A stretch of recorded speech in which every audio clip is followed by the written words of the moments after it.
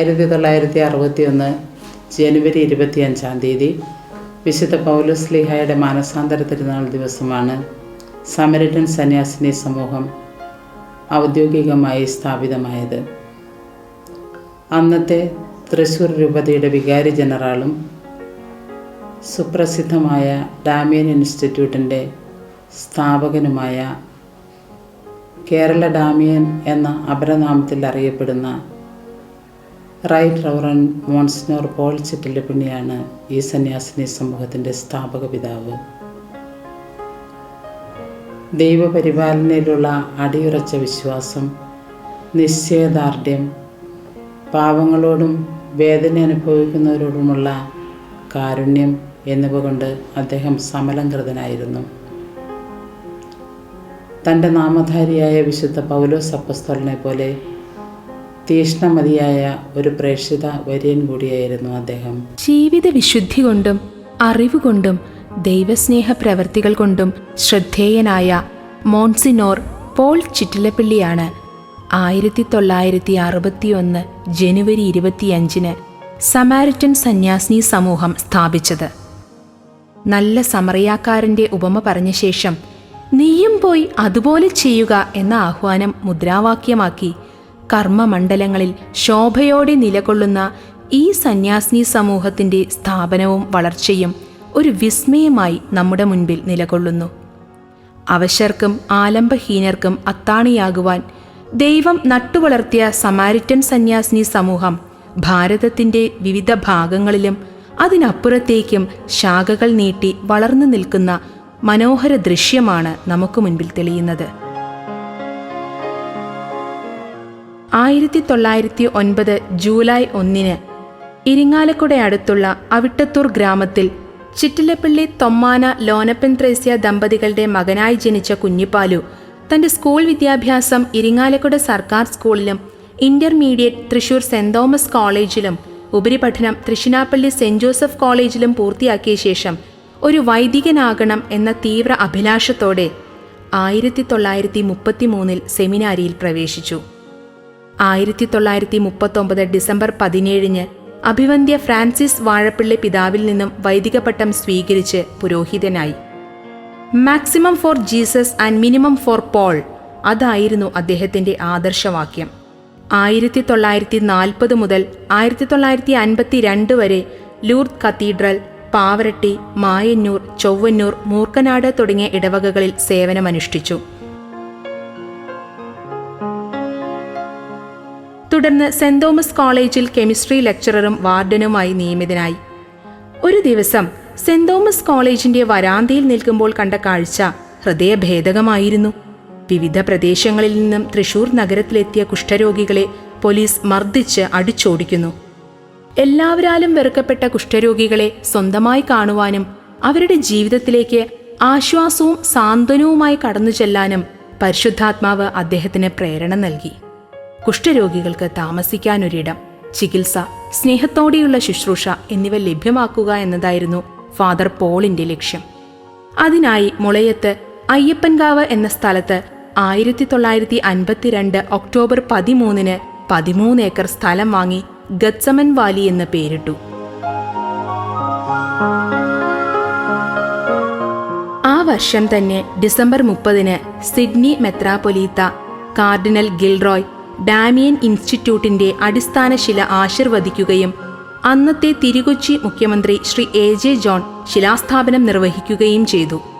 1953 December 5 നിർമ്മാണം പൂർത്തിയാക്കി Mar George Alappad പിതാവും ഗുണ്ടൂർ ബിഷപ്പ് ഡോക്ടർ ഇഗ്നേഷ്യസും ചേർന്ന് ഡാമിയൻ ഇൻസ്റ്റിറ്റ്യൂട്ട് ആശീർവദിക്കുകയുണ്ടായി.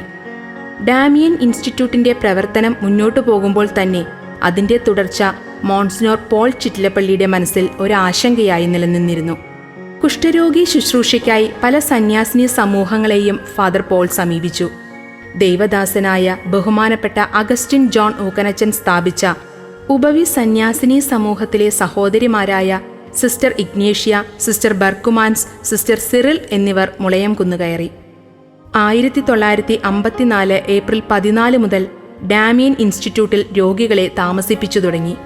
അവരുടെ എണ്ണം വർദ്ധിച്ചു തുടങ്ങി. ഈ സാഹചര്യത്തിലാണ് കുഷ്ഠരോഗി ശുശ്രൂഷയ്ക്ക് പ്രഥമ പരിഗണന നൽകിക്കൊണ്ട് സമാരിറ്റൻ സിസ്റ്റേഴ്സ് എന്ന് പുതിയ ഒരു സന്യാസിനി സമൂഹത്തിന് രൂപം കൊടുക്കുവാൻ അദ്ദേഹം തീരുമാനിച്ചത്.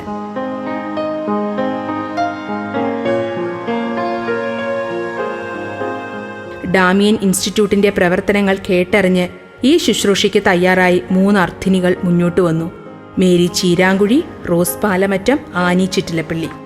സുദീർഘമായ പ്രാർത്ഥനയ്ക്കും ആലോചനയ്ക്കും ശേഷം പോളച്ചിന്റെ പ്രവർത്തനങ്ങൾക്ക് സഹായകമെന്നോണം വന്ന ഉപവി സന്യാസിനികൾ അദ്ദേഹം തന്നെ രൂപം കൊടുത്ത സമാരിറ്റൻ സന്യാസിനി സമൂഹത്തിൽ ചേരുവാനും കുഷ്ഠരോഗി ശുശ്രൂഷ തുടരുവാനും തീരുമാനമെടുത്തു.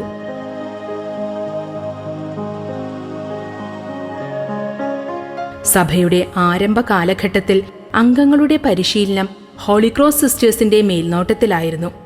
അവർ ചെയ്ത സേവനങ്ങളെ എന്നും നന്ദിയോടെ സ്മരിക്കപ്പെടേണ്ടതാണ്. സഭയ്ക്ക് സ്വന്തമായി പരിശീലന സ്ഥാപനങ്ങൾ അനിവാര്യമാണ് എന്ന് തിരിച്ചറിഞ്ഞ പോളച്ചൻ നോയിഷേറ്റ് ഭവനത്തിനായി തെരഞ്ഞെടുത്തത് മണ്ണുത്തിയിലെ നസ്രത്ത് എസ്റ്റേറ്റ് ആയിരുന്നു. 1967 ജനുവരി 25 അഭിവന്ദ്യ ആലപ്പാട്ട് പിതാവ് ഈ ഭവനം ആശീർവദിച്ചു.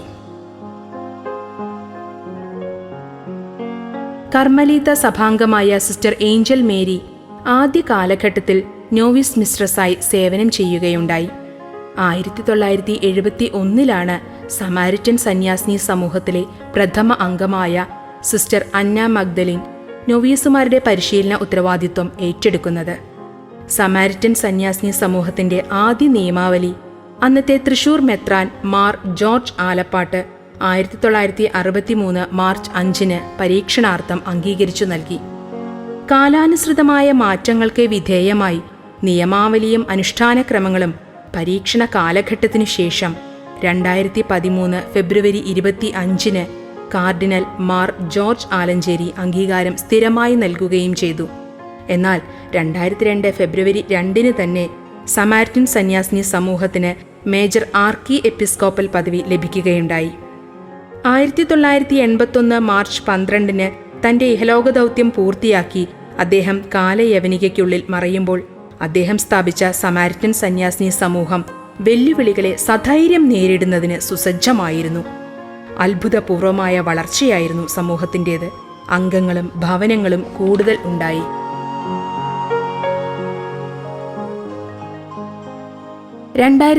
ൽ കൂടിയ ജനറൽ സിനാക്സിസിൽ സന്യാസിനി സമൂഹം 2 പ്രോവിൻസുകളായി തിരിക്കുവാൻ തീരുമാനിക്കുകയും തെക്കേ ഇന്ത്യയിൽ മണ്ണുത്തി കേന്ദ്രമാക്കി സ്നേഹോദയ പ്രോവിൻസും ഉത്തരേന്ത്യയിലുള്ള റാഞ്ചി കേന്ദ്രമാക്കി സ്നേഹാരാം പ്രോവിൻസും നിലവിൽ വരികയും ചെയ്തു.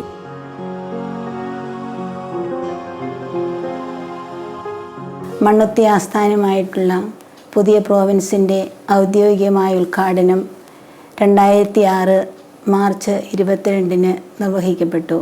സ്നേഹോദയ പ്രോവിൻസിൽ 231 വ്രതമെടുത്ത അംഗങ്ങളുണ്ട്.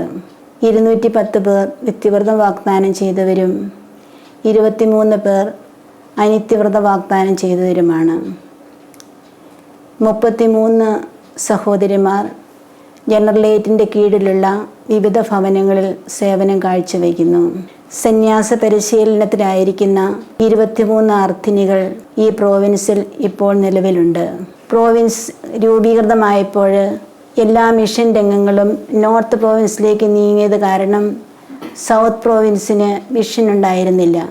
അപ്പോൾ മുതൽ എല്ലാ സിസ്റ്റേഴ്സിൻ്റെയും ഒരു വലിയ ആഗ്രഹമായിരുന്നു സ്നേഹോദയ പ്രോവിൻസിന് ഒരു മിഷൻ രംഗം വേണമെന്നുള്ളത്. അപ്രകാരം ആലോചിച്ചതിൻ്റെയും തീരുമാനമെടുത്തതിൻ്റെയും ഫലമായി തെലങ്കാനയിലുള്ള അദിലാബാദ് രൂപതയിൽ 2016 ഞങ്ങളൊരു മിഷൻ രംഗം സ്റ്റാർട്ട് ചെയ്തു. സ്നേഹോദയ പ്രോവിൻസിനെ ഇതുവരെ സിസ്റ്റർ ലില്ലി അലോഷ്യ വടക്കേക്കരയും സിസ്റ്റർ മേരി മെലാനി പുതിയാപ്പറമ്പിലും മുന്നോട്ട് നയിച്ചു. സിസ്റ്റർ ആനി തോമസിയ തരണിയിലാണ് സ്നേഹോദയ പ്രോവിൻസിന്റെ പ്രവർത്തനങ്ങളെ ഇപ്പോൾ ഏകോപിപ്പിക്കുന്നത്. വടക്കേ ഇന്ത്യയിൽ 7 സംസ്ഥാനങ്ങളിലായി 14 രൂപതകളിൽ 191 സഹോദരിമാർ സേവനമനുഷ്ഠിക്കുന്നു. ആതുര ശുശ്രൂഷ, വിദ്യാഭ്യാസം, സാമൂഹ്യ സേവനം, സുവിശേഷവൽക്കരണം, കുടുംബ പ്രേഷിതത്വം തുടങ്ങിയവയാണ് ഞങ്ങളുടെ പ്രധാനപ്പെട്ട കർമ്മഭൂമികൾ.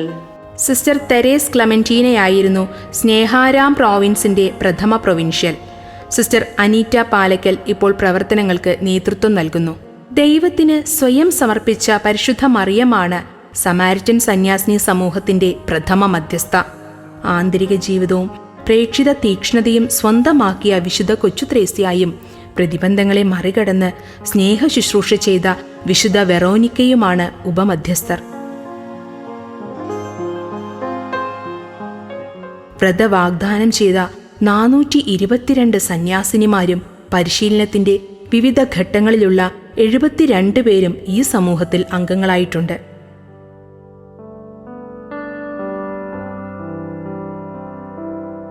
ഇന്ത്യയിലെ 10 സംസ്ഥാനങ്ങളിലായി 62 സ്ഥാപനങ്ങളിലും ഇറ്റലി, ജർമ്മനി എന്നീ യൂറോപ്യൻ രാജ്യങ്ങളിലായി 5 ശുശ്രൂഷാ കേന്ദ്രങ്ങളിലും സമാരിറ്റൻ സാന്നിധ്യമുണ്ട്.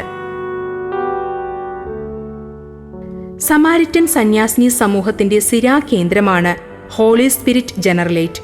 കേരളത്തിലെ തൃശൂർ ജില്ലയിലുള്ള മണ്ണുത്തിയിലാണ് ഇത് സ്ഥിതി ചെയ്യുന്നത്.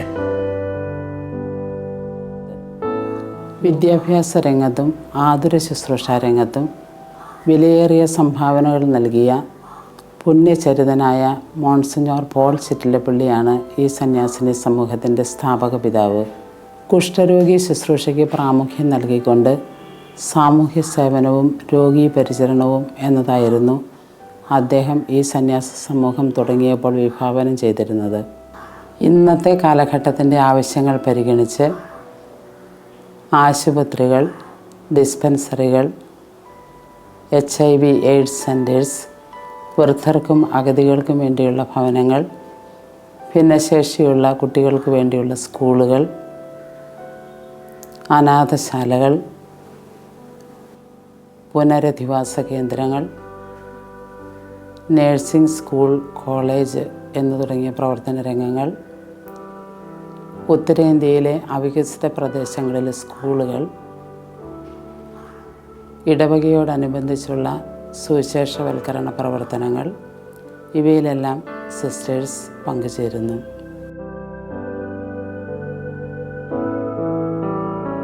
നാളിതുവരെ സമാരിറ്റൻ സന്യാസിനി സമൂഹത്തിന്റെ പ്രവർത്തനങ്ങളെ ഏകോപിപ്പിച്ച് മുന്നോട്ട് നയിച്ചത് സുപ്പീരിയർ ജനറലിന്റെ നേതൃത്വത്തിലുള്ള ജനറൽ കൗൺസിലാണ്. സന്യാസിനി സമൂഹത്തിന്റെ ആരംഭ കാലഘട്ടത്തിൽ സ്ഥാപക പിതാവ് തന്നെ ഭരണം നിർവഹിച്ചു. 1976 ചേർന്ന ആദ്യ സിനാക്സിസിൽ സിസ്റ്റർ മേരി ഇമ്മാനുവൽ ചീരാങ്കുഴി പ്രഥമ സുപ്പീരിയർ ജനറലായി തെരഞ്ഞെടുക്കപ്പെട്ടു. 1982 രണ്ടാം സമ്മേളനത്തിൽ sister Annie Immaculate Chittilappilly superior ജനറലായി. 1988 സുപ്പീരിയർ ജനറലായി തെരഞ്ഞെടുക്കപ്പെട്ട സിസ്റ്റർ റോസ് പോൾ 1994 നടന്ന പൊതു തെരഞ്ഞെടുപ്പിൽ വീണ്ടും തെരഞ്ഞെടുക്കപ്പെട്ടു. 2000 ആണ്ടിൽ നടന്ന തെരഞ്ഞെടുപ്പിൽ സിസ്റ്റർ മേരി മെലാനി പുതിയാപ്പറമ്പിൽ സുപ്പീരിയർ ജനറലായി തെരഞ്ഞെടുക്കപ്പെട്ടു. 2006 മാർച്ചിൽ സമ്മേളിച്ച ജനറൽ സിനാക്സിസിൽ സുപ്പീരിയർ ജനറലായി തെരഞ്ഞെടുക്കപ്പെട്ട സിസ്റ്റർ റോസ് കൊർണേലിയ നെടുമലയാണ് ഇന്നും സന്യാസിനി സമൂഹത്തിന് നേതൃത്വം നൽകുന്നത്. സ്ഥാപക പിതാവിന്റെ കാൽപ്പാടുകൾ വീണ് പവിത്രമായ നസ്രത്ത് എസ്റ്റേറ്റിൽ തന്നെയുള്ള മാതൃഭവനമെന്ന് വിശേഷിപ്പിക്കാവുന്ന ഒന്നാണ് ഇമ്മാക്കുലേറ്റ് കൺസെപ്ഷൻ നൊവീഷ്യേറ്റ് ഭവനം. ഇതിന്റെ ഒരു ഭാഗത്ത് പ്രവർത്തനം തുടങ്ങിയ ജനറലേറ്റ് 1980 മാർച്ച് 25 പണി കഴിപ്പിച്ച് ഇന്ന് കാണുന്ന കെട്ടിടത്തിലേക്ക് മാറുകയുണ്ടായി. സമാരിറ്റൻ സന്യാസിനിമാരുടെ വാർഷിക പ്രാർത്ഥനാ ദിനങ്ങൾ ജനറലേറ്റിലാണ് ചെലവഴിക്കുന്നത്. അതിനായി ഒരു നിത്യ ആരാധന കപ്പേളയും ഇവിടെ സജ്ജമാക്കിയിട്ടുണ്ട്. വ്യക്തിപരമായി ആത്മീയ ഊർജം ലഭ്യമാക്കുന്നതിനും സഭയുടെ പ്രവർത്തനങ്ങൾക്ക് വെളിച്ചം പകരാനും ഈ കപ്പേളയിലെ പ്രാർത്ഥനാ ദിനങ്ങൾ സഹായകരമാകുന്നു.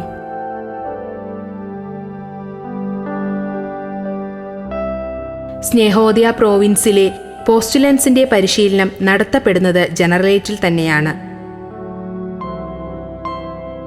തെക്കേ ഇന്ത്യയിൽ നിന്നുള്ള അർത്തിനികളുടെ ആദ്യ പരിശീലന ഘട്ടം സാധ്യമാക്കാൻ 1971 സ്ഥാപിതമായതാണ് ഇൻഫന്റ് ജീസസ് കോൺവെന്റ്. പ്രാർത്ഥനയും പഠനവും ജോലിയും ഏകോപിപ്പിച്ചുകൊണ്ടുള്ള പരിശീലന പദ്ധതിയാണ് ഇവിടെ ആവിഷ്കരിച്ചിരിക്കുന്നത്. ഇതിനോട് ചേർന്ന് നിലകൊള്ളുന്ന സ്ഥാപക പിതാവിന്റെ മ്യൂസിയം അർത്തിനികളെ കർമ്മനിരതരാക്കാൻ പ്രേരിപ്പിക്കുന്നു. ജനറലേറ്റിൽ താമസിച്ചുകൊണ്ട് പോസ്റ്റുലൻസി പരിശീലനം പൂർത്തിയാക്കുന്ന അർത്ഥിനികൾ മണ്ണുത്തിയിൽ തന്നെയുള്ള ഇമ്മാക്കുലേറ്റ് കൺസെപ്ഷൻ നോവിഷ്യേറ്റിൽ പ്രവേശിക്കുന്നു. നവസന്യാസിനിമാരുടെ രൂപീകരണം ലക്ഷ്യമാക്കിക്കൊണ്ടുള്ള ദിനചര്യകളാണ് അവർക്കായി ഒരുക്കിയിരിക്കുന്നത്. ക്ലാസുകളും പ്രാർത്ഥനയും ജോലിയും ഉല്ലാസവും ക്രമാനുഗതമായി സമഞ്ജസപ്പെടുന്ന കർമ്മ പരിപാടികളിലൂടെ അവർ സ്വയം സജ്ജരാകുന്നു.